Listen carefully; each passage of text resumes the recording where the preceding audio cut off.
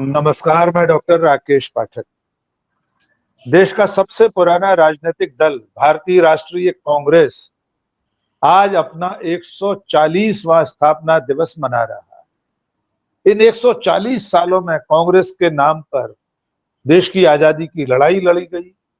उसके खाते में जो सबसे बड़ी उपलब्धि है वो महात्मा गांधी की अगुवाई में इस देश को सदियों की दास्ता से मुक्त कराना है।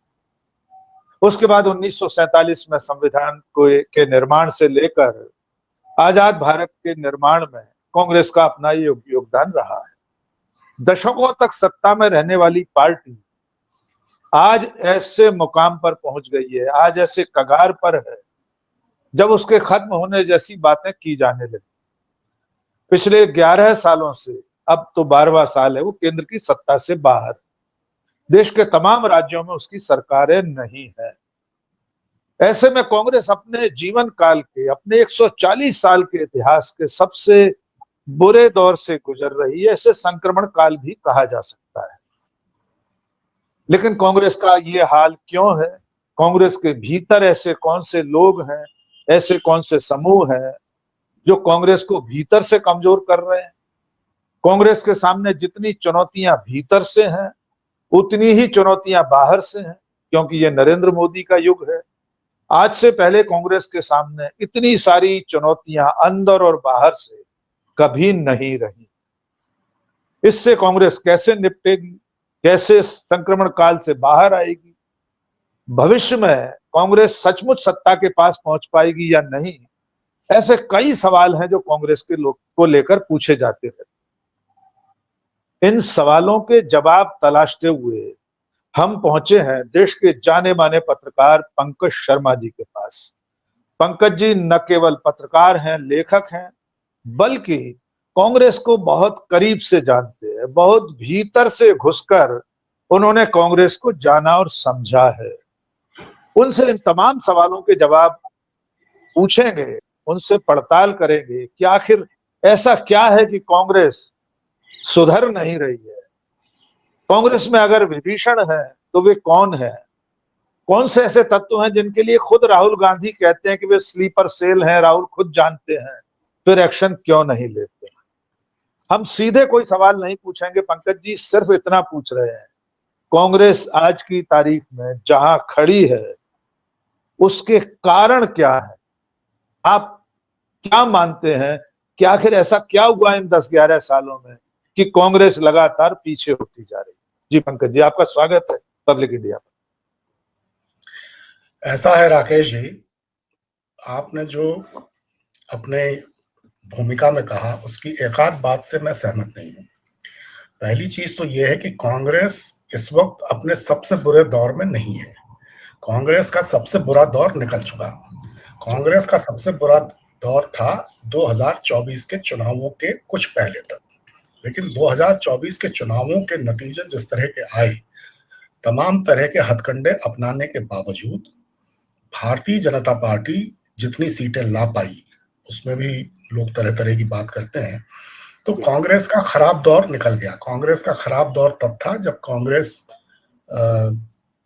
का विपक्ष का नेता भी नहीं बन पा रहा था, लोकसभा में सदस्य भी उतने नहीं थे।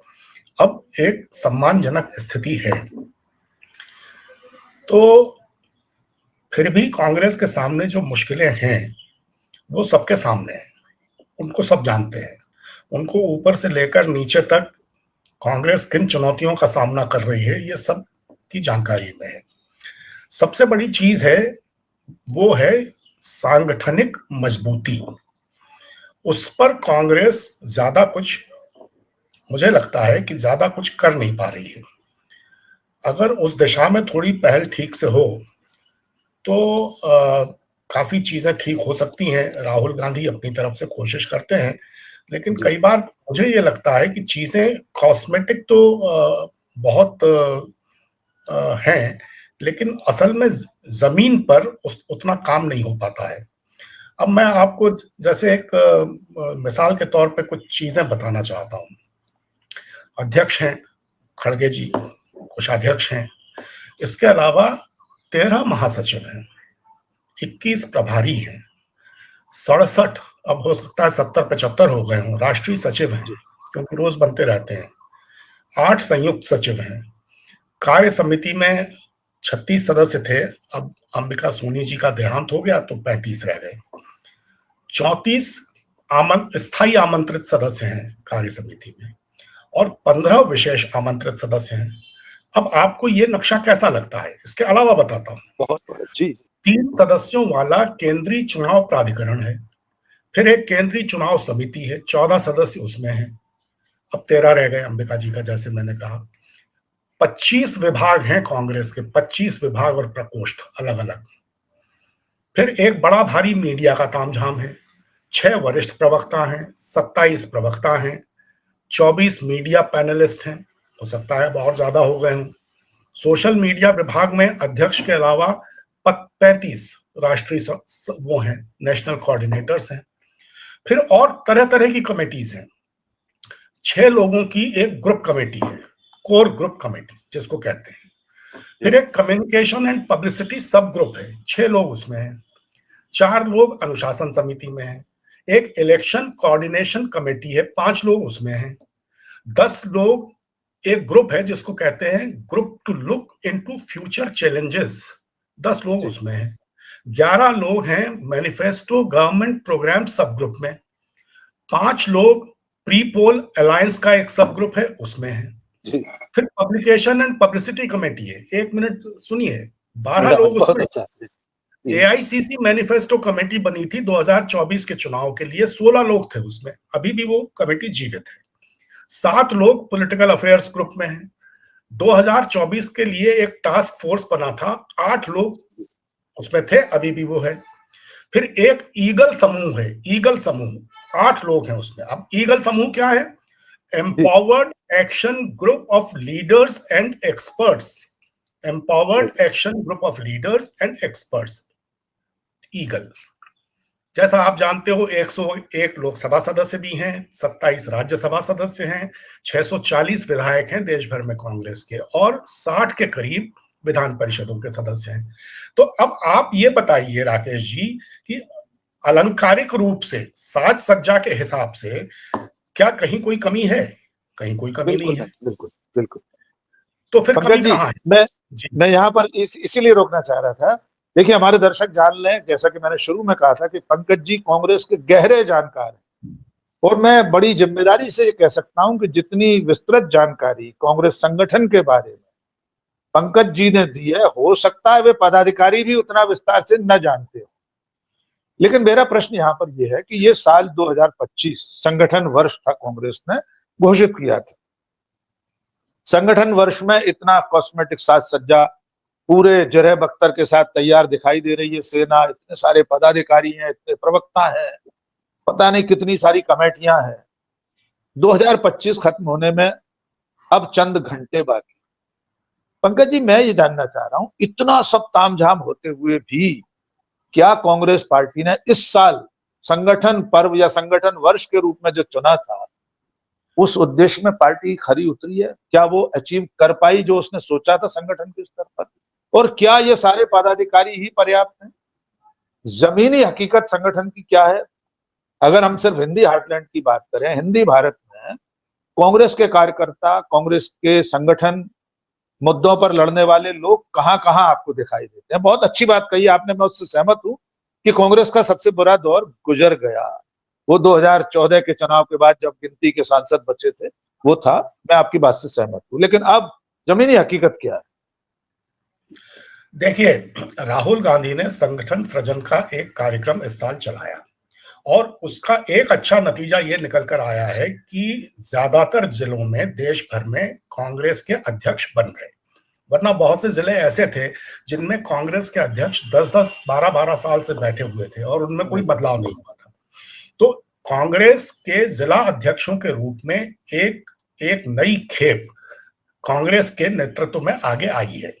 अब उसमें से कितने लोग आगे चलकर किस तरह काम करते हैं, इस पर निर्भर करेगा।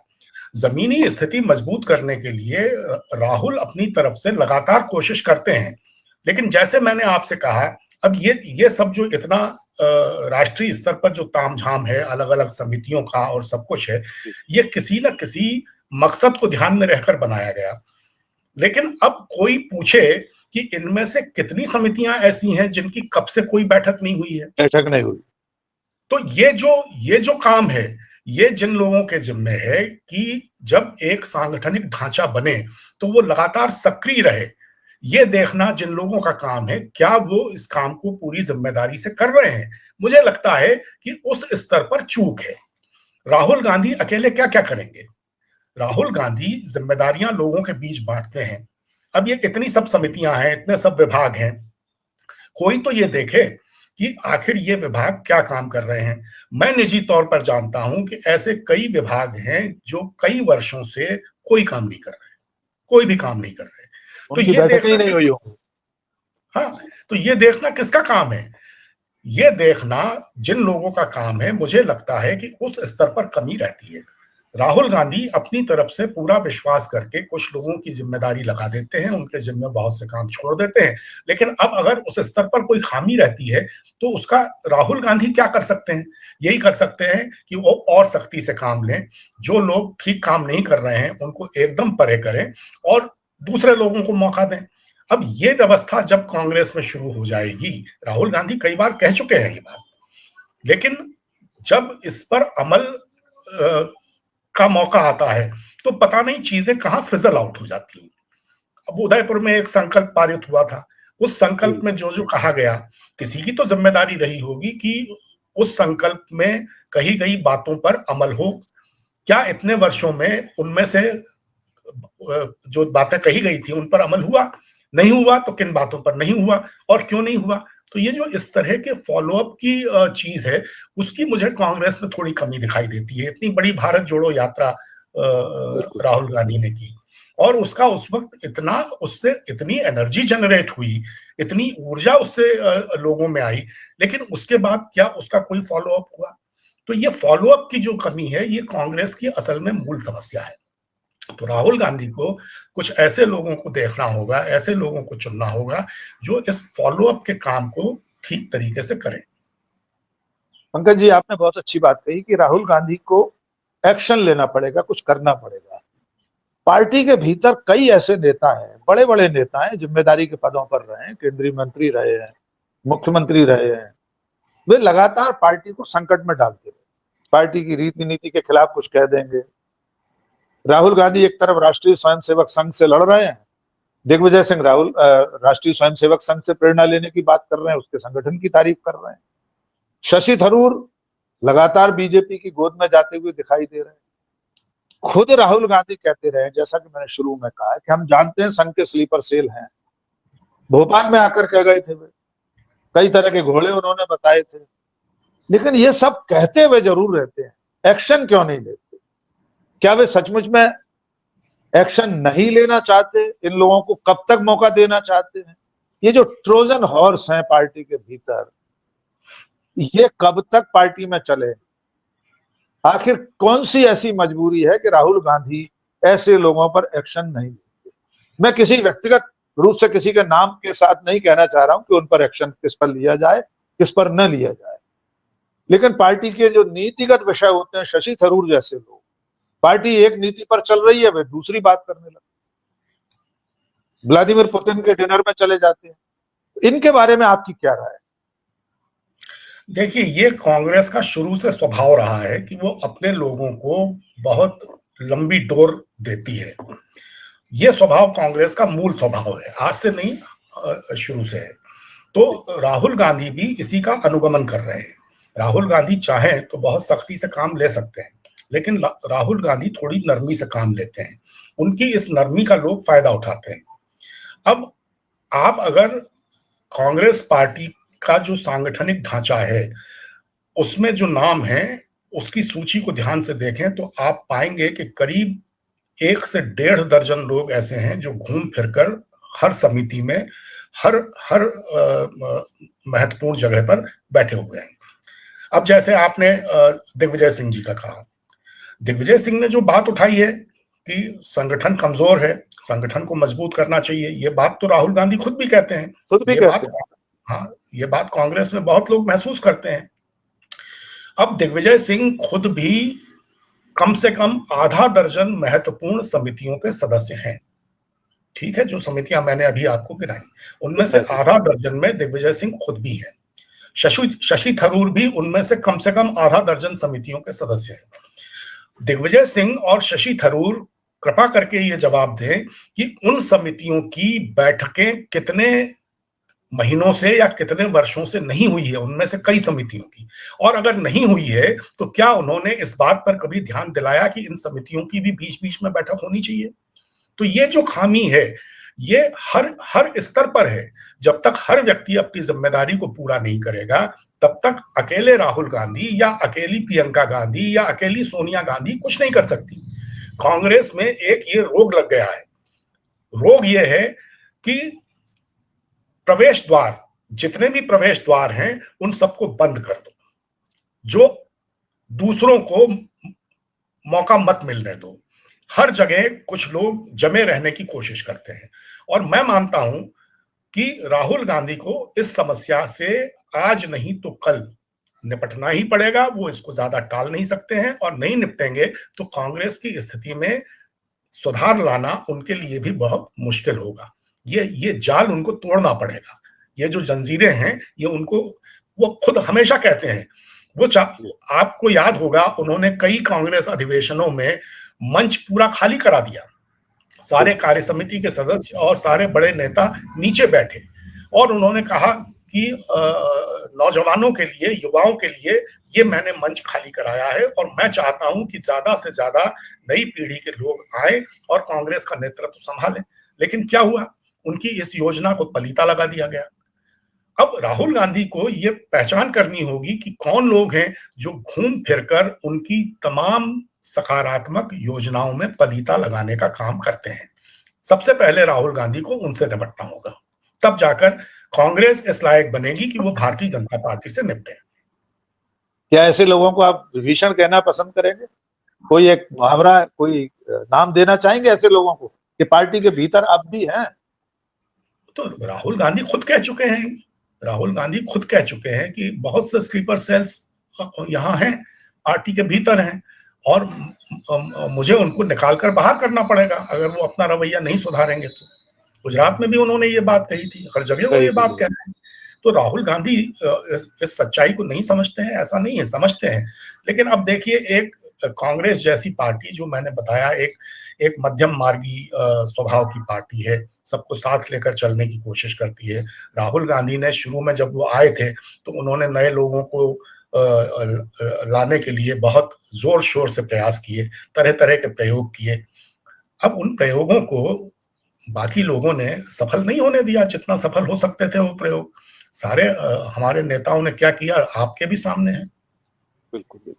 अच्छा पंकज जी, एक नया मुद्दा भी हाल ही में आया है कि कांग्रेस पार्टी के भीतर प्रियंका गांधी और राहुल गांधी, इनको आमने सामने खड़ा करने की कोशिश पार्टी के भीतर से शुरू हो गई। पार्टी के एक सांसद ने कह दिया कि प्रियंका गांधी को नेतृत्व दिया जाए। बहुत सारे लोगों ने प्रधानमंत्री के लिए योग्य मानते हैं, कोई पार्टी के राष्ट्रीय अध्यक्ष के रूप में उनका नाम चला रहा है। फिर जो गोदी मीडिया है, लश्कर नोएडा है, उसको तो बहाना चाहिए, वो इस लड़ाई में आग में घी डालने की कोशिश शुरू कर देता है। आपको लगता है कांग्रेस के भीतर राहुल और प्रियंका, राहुल वर्सेस प्रियंका जैसा कुछ है? और आपकी नजर में, व्यक्तिगत रूप से बतौर पत्रकार, मैं आपसे जानना चाहता हूं, दोनों के कामकाज करने के तरीकों में, जनता के साथ कनेक्ट करने में, बहुत सारी चीजों में आप किसे बेहतर मानते हैं? जी देखिए, मेरे बेहतर मानने ना मानने का सवाल नहीं है। दोनों की अपनी अपनी कार्यशैली है। दोनों की कार्यशैली मेरे हिसाब से कांग्रेस के लिए मुफीद है। प्रियंका की अपनी एक संप्रेषण की अलग क्षमता है, राहुल गांधी की संप्रेषण की और चीजों की समझ की एक अपनी अलग क्षमता है। किसी इक्का दुक्का सांसद की बात पर ये सोच लेना कि राहुल वर्सेस प्रियंका जैसा कुछ पार्टी में चल रहा है, मैं इससे सहमत नहीं हूँ। इस तरह की कोई बात नहीं है। लेकिन ये जरूर है कि चूंकि संगठन में तरह तरह की कमजोरियां हैं और लोगों को लगता है कि कुछ लोग हैं जो संगठन को अपनी मुट्ठी में किए हुए हैं। राहुल गांधी जाहिर है कि अकेले सारी चीजों पर समय निकालकर पूरा ध्यान कितना दे सकते हैं, नहीं दे सकते हैं। तो बहुत से लोग ये महसूस करते हैं कि प्रियंका गांधी की भूमिका संगठन में और बढ़ाई जानी चाहिए ताकि चीजें ठीक हों। राहुल गांधी और प्रियंका गांधी, जहां तक मैं समझता हूं, दोनों के बीच बहुत परफेक्ट अंडरस्टैंडिंग है। प्रियंका गांधी बार बार ये कह भी चुकी हैं कि वो राहुल के सहयोगी के रूप में काम करना चाहती हैं। दोनों के बीच कोई प्रतिस्पर्धा यहाँ तक नहीं कह है। चुकी है कि यहाँ तक कह चुकी है मेरा भाई मेरे लिए जान दे सकता है और मैं उसके हाँ लिए जान दे सकती हूँ, ये भी हाँ उनका बयान है। हाँ, तो ये तो परिवार में जो आपसी सौहार्द है उसमें तो खैर किसी किस्म की कमी होने का कोई प्रश्न ही नहीं उठता। जहां तक राजनीतिक भूमिका का सवाल है, लोग हैं पार्टी में जो ये महसूस करते हैं कि प्रियंका की भूमिका बढ़ाई जानी चाहिए। और मुझे लगता है कि अगर प्रियंका की भूमिका संगठन के कामों में बढ़े तो उसमें कोई बुराई नहीं है। उनका पूरा भरपूर उपयोग होना चाहिए। जब से वो आई हैं संसद में जो उनका परफॉर्मेंस है उसको लोग अप्रिशिएट कर रहे हैं, उसको सराहा गया है हर स्तर पर। और पार्टी में भी बहुत से लोग चाहते हैं, तो ठीक बात है, इसमें कोई बुराई नहीं है। थोड़ा उनकी भूमिका थोड़ी मुझे लगता भी है कि आने वाले समय में बढ़ेगी। अच्छा पंकज जी, मुद्दों को लेकर थोड़ी सी बात करना जरूरी है। राहुल गांधी जिन मुद्दों को पकड़ते हैं, कई बार हम देखते हैं, बहुत सारे विश्लेषक भी ये कहते हैं कि खुद राहुल गांधी जिन मुद्दों पर लड़ाई लड़ते हैं, पार्टी के ही भीतर बहुत सारे लोग, बड़े बड़े लोग उससे सहमत नहीं होते। चाहे वो जातिगत जनगणना का मुद्दा हो, चाहे अभी वोट चोरी का मुद्दा हो, या मनरेगा का मुद्दा लेकर 5 जनवरी से कांग्रेस पूरे देश में जाने वाली। क्या सचमुच में ऐसा है कि कोई सेकंड लाइन, थर्ड लाइन ऐसी है जो राहुल के इस तरह के सामाजिक मुद्दों पर सहमत नहीं होती? वो एक पूरी टीम है जो उनके साथ नहीं खड़ी होती, बेमन से बनी रहती है। अंदर खाने उन्हें लगता है कि जाति के आधार पर गिनती कराना जरूरी नहीं है, इसकी अपील नहीं होगी। या वोट चोरी जैसे मुद्दे पर पार्टी के बहुत सारे लोग ऐसे बताए जाते हैं, उन्हें लगता है इससे कुछ नहीं होगा, या बीजेपी के स्टाइल में पॉलिटिक्स करना चाहिए। कांग्रेस में टू मच डेमोक्रेसी है, आपने बिल्कुल ठीक कहा, शुरू से रही है गांधी नेहरू के समय से। क्या उससे निपटने का भी कोई तौर तरीका राहुल गांधी ढूंढ रहे हैं कि पूरी पार्टी उनके साथ चले? ऐसा लगता है कि वे जितनी लड़ाई लड़ रहे हैं, आप भी शुरू से यही कह रहे हैं कि बहुत सारे लोग साथ नहीं चल पा रहे हैं उस तेजी से उनके साथ। क्या लगता है आगे? देखिए, राहुल गांधी का कांग्रेस को लेकर अपना एक सोच है और वो अपने उस सोच की कांग्रेस बनाना चाहते हैं और उसको बनाने के काम में बहुत सालों से लगे हुए हैं। राहुल गांधी की बहुत सी बातों से पार्टी में लोग असहमत रहते हैं, ये बात सही है। लेकिन अंततः ये निष्कर्ष निकलता है कि राहुल गांधी ने जो बात कही थी वही बात लोगों को कुछ साल बाद लगता है कि सही थी। तो सही। असहमति उनसे, देखिए, जब उन्होंने युवा कांग्रेस के चुनाव कराने की बात कही तो पूरी असहमति थी, ठीक है। बिल्कुल। और बहुत से लोग नहीं चाहते थे कि ये हो और सबने कहा कि ये इससे बड़ा गड़बड़ हो जाएगा, लेकिन वो पूरी तरह डटे रहे और उन्होंने कराया और एक नई किस्म की युवा कांग्रेस की शक्ल बनकर सामने आई। अब आपने कहा एसआईआर के मसले पर, वोट चोरी के मसले पर, इन सब मसलों पर ठीक बात है। कुछ लोगों को लगता है कि एसआईआर वगैरह एक जरूरी मसला तो है, लेकिन इसके साथ जो दूसरे जरूरी मसले हैं वो भी उठाए जाने चाहिए। फोकस खाली इस पर ना हो जाए कि वोट चोरी, हमको बेरोजगारी, महंगाई, जो दूसरे मुद्दे हैं देश के, उन पर भी बराबर ध्यान रखना चाहिए। अब मुझे लगता है वो लोग ये समझ ही नहीं पाते हैं कि राहुल गांधी उन मुद्दों पर तो पूरा ध्यान रखे ही हुए हैं, लेकिन जो तात्कालिक मुद्दे हैं, जो फौरी मुद्दे हैं, जैसे वोट चोरी का मसला, अब उन्होंने जो 3 प्रेजेंटेशंस दी है उनमें करीब करीब ये साबित किया कि जो मतदान की प्रक्रिया है, मतदान प्रणाली है, उसमें कुछ ना कुछ गड़बड़ तो है। ये सामने आई ये बात।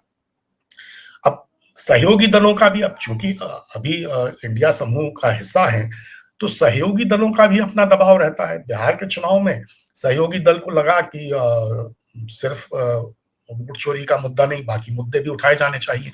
तो वो मुद्दे तो राहुल गांधी उठा ही रहे थे। मुझे लगता है कभी कभी राहुल गांधी अपनी बात जो है वो पार्टी के लोगों को भी और अपने सहयोगी दलों के लोगों को भी उस तरह से कम्युनिकेट नहीं कर पाते हैं जिस तरह से उनको कम्युनिकेट करना चाहिए। मेरा ख्याल है कि उनको पार्टी के लोगों से, वो लोगों से मिलते जुलते हैं, हर तरह के समाज के हर तबके के लोगों से, जैसा आप जानते हैं, वो लगातार संपर्क में रहते हैं, मिलते हैं, लेकिन उनको पार्टी के लोगों से भी अपना मिलना जुलना थोड़ा और बढ़ाना चाहिए। और इसके साथ ही जो सहयोगी दल हैं इंडिया समूह के, उनसे भी उनको अनौपचारिक बातचीत के लिए ज्यादा उपलब्ध रहना चाहिए, और या फिर एक ऐसी व्यवस्था करनी चाहिए, क्योंकि सहयोगी दल भी हैं और पार्टी में भी बहुत से लोग ऐसे हैं जो राहुल गांधी से बात करना चाहते हैं। अब अगर राहुल गांधी खुद उपलब्ध नहीं है तो वो उनका जो एक ऑल्टरनेट है वो ऐसा होना चाहिए कि जिससे लोग बात करने में हिचके नहीं, जिससे बात करने में अपने को ये महसूस ना करें कि भाई अब इनसे क्या बात मैं करूं। तो ये इस तरह की एक व्यवस्था राहुल गांधी को, मुझे लगता है कि पार्टी में लागू करनी चाहिए। तो आपको क्या लगता है कांग्रेस पार्टी में कुछ ऐसा है क्या, कुछ कोई ऐसा तंत्र तो नहीं है जो राहुल तक लोगों को नहीं पहुंचने देता? लोग अपॉइंटमेंट मांगते हैं, वर्षों तक समय नहीं मिलता मिलने का, राहुल गांधी तक शायद ये सूचना भी नहीं पहुंचती हो कि फला व्यक्ति मिलना चाहता है। तो ऐसा कोई कॉकस तो उनको घेरे हुए नहीं है? देखिए, ये बात तो कुछ हद तक सही है कि बहुत से लोगों की ये शिकायत है कि राहुल गांधी से मिलना आसान नहीं है। ऐसे बहुत से लोगों को मैं भी जानता हूं जो ये कहते हैं कि उनको कई वर्षों से मिलने का समय नहीं मिला है और वो लगातार समय मांगते हैं। तो इस बात की काफी संभावना है कि हो सकता है राहुल गांधी को ये मालूम ही नहीं होता हो कि कौन कौन लोग हैं जो उनसे मुलाकात का समय मांग रहे हैं। इसकी काफी संभावना है। और किसी भी तरह का जो एक सत्ता का तंत्र होता है उसमें ऐसे लोग होते हैं जो द्वारपाल बनकर बैठे रहते हैं और वो अपनी पसंद और नापसंद के हिसाब से नामों को आगे बढ़ाते हैं या नहीं बढ़ाते हैं। ये होता है। इस पर भी मुझे लगता है कि राहुल गांधी ध्यान देंगे तो अच्छा होगा। उनको एक ऐसा समूह बनाना चाहिए। जैसे मैं इतने राजनीतिकों के साथ हम लोगों ने पत्रकार के रूप में उनको कवर करते हुए देखा है, ज्यादातर राजनीतिक ऐसे थे कि सूची मुलाकातियों की कौन कौन समय मांग रहा है, वो शाम को उनके स्टाफ का काम होता था खाली पिकअप करने का। वो ये नहीं कर सकते थे कि उसमें से किसी का नाम आगे न भेजें या काट दें या दबा दें या छुपा दें। और वो जो भी राजनीतिक होता है वो उसमें से टिक कर देता है कि भाई इनको कल का टाइम दे दीजिए, बात का दे दीजिए। तो ये मेरे ख्याल से राहुल गांधी को करना चाहिए। और राहुल गांधी के की व्यवस्था के बारे में बहुत से लोगों को ऐसा लगता है कि इसमें थोड़ी सी कमी है। अच्छा पंकज जी, एक दो सवाल और आखिर में चलते चलते। एक तो ये कि पिछले 10 सालों में कांग्रेस से बहुत बड़े बड़े लोग बाहर चले गए। खासतौर से ऐसे लोग गए जिन्हें कांग्रेस पार्टी ने सब कुछ दिया, केंद्र में मंत्री बनाया, प्रदेश में बड़ी बड़ी जिम्मेदारियां दी। राहुल गांधी के बहुत करीबी मित्रों में से, हम और आप तो दोनों मध्य प्रदेश के, हम जानते हैं, नाम लेकर बात की जा सकती है। ज्योतिरादित्य सिंधिया है, जितिन प्रसाद है, आरपीएन सिंह है, नवीन जिंदल है, मुरली देवड़ा के सुपुत्र हैं मिलिंद देवड़ा। क्या कभी ऐसी परिस्थितियां भी बन सकती हैं कि ये लोग वापस कांग्रेस का दरवाजा खटखटाएं? तो क्या राहुल गांधी इन सब के लिए दरवाजा खोल देंगे? देखिए, अब राहुल गांधी के निजी स्वभाव को जितना मैं समझ पाया हूं, उस हिसाब से मुझे नहीं लगता कि राहुल गांधी, जो लोग संकट के समय कांग्रेस को छोड़कर गए हैं और जिस तरह से गए हैं, जिस तरह के कारणों से गए हैं, उसमें राहुल गांधी उन सबके लिए दरवाजा खोलेंगे, मुझे नहीं लगता है। राहुल गांधी अगर दरवाजा खोलना भी चाहेंगे तो कांग्रेस जन इसके लिए कितने तैयार होंगे, ये भी एक प्रश्न उनके सामने, राहुल गांधी के सामने होगा। और चूंकि वो सब लोगों की राय लेकर और सब लोगों की सहमति से फैसले करते हैं और शुरू से उनका ये रहा है, अपना अगर कोई फैसला उनको लागू करना भी हो तो उस पर सर्वसम्मति कराने की पहले कोशिश करते हैं। तो मुझे नहीं लगता है कि वो ये करेंगे। राहुल गांधी स्वभाव से एक प्रतिबद्ध किस्म के, जिसको हम दूसरी भाषा में कहते हैं कि एक जिद्दी किस्म के आदमी है। और उन्होंने शुरू से उन्होंने ये साफ कर रखा था कि वो जिस तरह की कांग्रेस बनाना चाहते हैं, वो कांग्रेस खाली चुनाव लड़ने की मशीनरी नहीं है। वो कांग्रेस उसके अपने एक सामाजिक सरोकार हैं, और उनके साथ जिनको चलना है वो चले, जिनको नहीं चलना है वो न चले। और वो भारतीय जनता पार्टी जिस तरह की राजनीति करती है, उस तरह की राजनीति कभी भी नहीं करेंगे, भले ही 100 क्या 200 चुनाव कांग्रेस हार जाए। तो मुझे नहीं लगता कि वो इन सब लोगों के लिए आगे चलकर कोई दरवाजा खोलेंगे। जी सर, एक आखिरी सवाल, कांग्रेस की बात हो, सोनिया गांधी, राहुल गांधी, प्रियंका गांधी की बात हो, तो इन सब के खिलाफ ताल ठोक कर खड़े हुए नरेंद्र मोदी की बात ना हो, ये मुमकिन नहीं। पिछले 10-11 सालों से, चाहे नेशनल हेरल्ड का मामला हो, राहुल गांधी की सदस्यता का मामला हो, उनके भारतीय होने को लेकर ही अदालत में चुनौती दी जा रही हो, ये जो सारी कोशिशें चल रही हैं, आपको क्या लगता है नरेंद्र मोदी, उनकी सरकार क्या राहुल गांधी से इतना डरती है कि पूरी तरह उनकी राजनीति को खत्म करने पर उतारू है? और क्या ये कोशिशें अभी आगे जारी रहेंगी? नेशनल हेराल्ड के हवाले से भी आप बात आगे कर सकते हैं। मेरा इतना सा सवाल है, क्या भारत की राजनीति में इससे पहले किसी नेता प्रतिपक्ष को लेकर सत्ताधारी दल ने इस सीमा तक जाकर कानूनी उपाय किए हैं, या उसकी सार्वजनिक छवि खराब करने के लिए जो सोशल मीडिया पर चलती रहती हैं बहुत सारी खबरें, बहुत सारे अभियान चरित्रहरण के, ये कब तक चलते रहेंगे? क्या लगता है आपको, राहुल गांधी इससे निपटने के लिए और क्या कर सकते हैं? देखिए, सबसे ज्यादा खौफ अगर नरेंद्र भाई मोदी किसी से खाते हैं तो राहुल गांधी से खाते हैं। और राहुल गांधी की राजनीति खत्म करना तो उनका मकसद है ही। अरे वो तो उन्होंने शुरुआत ही इससे की ना, कांग्रेस मुक्त भारत। तो कांग्रेस मुक्त भारत करना है तो सबसे पहले राहुल गांधी से कांग्रेस को मुक्त करना होगा ना उनको। तो वो इसीलिए तो राहुल गांधी के पीछे पड़े हैं कि जिस दिन राहुल गांधी नहीं होंगे उस दिन कांग्रेस अपने आप इतनी कमजोर हो जाएगी। यार हम लोग कहते हैं नेहरू गांधी परिवार वंशवाद, लेकिन असलियत ये तो है ना कि अगर नेहरू गांधी परिवार न हो तो कांग्रेस वैसे ही नरेंद्र मोदी का मुकाबला नहीं कर सकती है, नहीं कर पाएगी। नेहरू गांधी परिवार ही तो कांग्रेस की एक तरह की शक्ति है। तो जितनी शिद्दत से पिछले 10-11 साल में राहुल गांधी डटे रहे हैं, वही एकमात्र कारण है कि इस देश में जनतंत्र जिंदा है। ये बात भले ही अतिशयोक्ति की लगे, लेकिन आप पूरे विपक्ष की राजनीति से राहुल गांधी को माइनस करके एक दृश्य की कल्पना कीजिए। अगर राहुल गांधी न होते, राहुल गांधी के बिना कांग्रेस होती, तो आज उसकी क्या दशा होती? आज भारत कांग्रेस मुक्त हो चुका होता। ये राहुल गांधी है जिसकी वजह से जनतंत्र जिंदा है और जिसकी वजह से कांग्रेस आज इतनी मजबूत स्थिति में है। अब लोकतांत्रिक संस्थाएं जिस तरह के दबाव में हैं, उनसे किसने लड़ाई लड़ी नरेंद्र मोदी के खिलाफ? सबसे बड़ा काम जो राहुल गांधी ने किया वो ये किया कि नरेंद्र भाई मोदी का जो डर था देश में, उस डर से देश को मुक्त किया। जो उन्होंने डरो मत का नारा दिया और जिस तरह वो लगातार लड़ते रहे, जूझते रहे, हर तरह के अटैक को उन्होंने बर्दाश्त किया, तब जाकर के लोगों को, वरना 8 साल तक नरेंद्र भाई मोदी के मारे थर थर कांप रहा था देश, कोई कुछ बोलता नहीं था। लोगों ने बोलना शुरू किया, इसका सबसे बड़ा श्रेय है राहुल गांधी को। और इसीलिए नरेंद्र भाई मोदी नेचुरली उनकी प्राथमिकता है कि राहुल गांधी को किसी तरह परे किया जाए।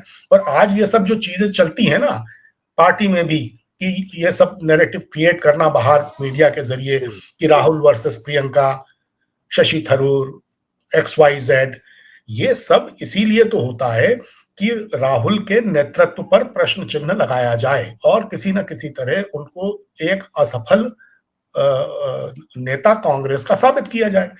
लेकिन देश ने देख लिया कि राहुल हैं तो कांग्रेस आज इस स्थिति में है। तो जब तक नरेंद्र भाई मोदी हैं, उनके मन में राहुल के प्रति जो शत्रुता का भाव है, प्रतिशोध का जो भाव है, वो जा नहीं सकता और ये इसी तरह चलेगा। लेकिन मैं आपको बताता हूं कि राहुल इन सब चीजों से जैसे अब तक नहीं घबराए हैं, सब सबने देख लिया कि वो घबराने वाले हैं नहीं। और 2029 का चुनाव आते आते स्थितियां बड़ी तेजी से बदलेंगी। इस वक्त अगर विपक्ष एकजुट रहा, जिसकी एकजुटता भंग करने की भी पूरी कोशिश की जा रही है भारतीय जनता पार्टी की तरफ से, इसलिए की जा रही है कि इंडिया समूह और एनडीए के सदस्यों में बहुत कम फर्क है लोकसभा में, ये लोगों को दिखाई नहीं देता। आज सिर्फ 37 सांसद विपक्ष के, मैं कांग्रेस की बात नहीं करता, अगर सिर्फ 37 सदस्य लोकसभा में अतिरिक्त आ जाएं इंडिया समूह के, तो एनडीए की सरकार नहीं बनेगी। तो मूल गैप तो 37 सदस्यों का है, और अभी जितना समय शेष है उसमें अगर विपक्ष अपनी भूमिका ठीक से निभाए तो क्या 37 अतिरिक्त सीटें जीत कर नहीं ला सकता है? ये नरेंद्र भाई की बड़ी चिंता है। तो वो विपक्ष को भी भंग करना चाहते हैं, और कांग्रेस चूंकि उसकी धुरी है तो इसलिए कांग्रेस को भी वो किसी न किसी तरह नष्ट करने के प्रयासों में लगे रहते हैं। बहुत बहुत धन्यवाद पंकज जी। आज आपने कांग्रेस के स्थापना दिवस के दिन कांग्रेस की अंदर और बाहर की चुनौतियों पर हमसे बात की। हमारे दर्शक बहुत अच्छी तरह समझ पाए होंगे कि कांग्रेस अपने उस संक्रमण काल से निकल चुकी है, उसका कठिन समय, उसका बुरा समय निकल चुका है। राहुल गांधी नरेंद्र मोदी के लिए सबसे बड़ी चुनौती है। राहुल है तो कांग्रेस है तो देश में लोकतंत्र की लड़ाई लड़ने वाला एक राजनीतिक दल आपके साथ खड़ा है। 2029 तक कांग्रेस, राहुल गांधी, इंडिया गठबंधन, इंडिया समूह, एनडीए और नरेंद्र मोदी के लिए बहुत बड़ी चुनौती बन सकता है, ऐसा पंकज शर्मा जी का मानना है। वे ये भी मानते हैं कि कांग्रेस के भीतर जो ट्रोजन हॉर्स हैं उन पर शिकंजा कसना, उन पर कार्रवाई करना भी राहुल गांधी की जिम्मेदारी है। वे जब ऐसा कर पाएंगे तो कांग्रेस और बेहतर स्वरूप में देश के सामने होगी।